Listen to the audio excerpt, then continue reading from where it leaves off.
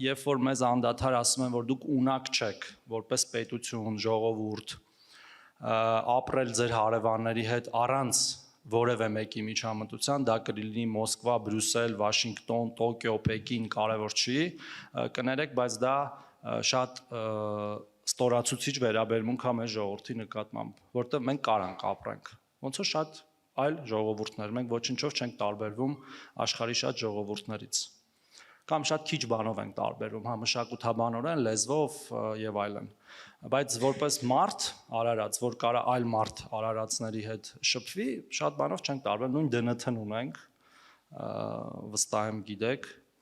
եւ կարանք մենք ինքներս սովորենք, որը դժվար է, հեշտ չի, որտեղ անդադար մեզ հարյուրամյակներ ասել են, որ դուք չեք կարող դա անել, ապրել մեր հարևանների հետ համերաշխության մեջ, ոչ մեկ չի ասում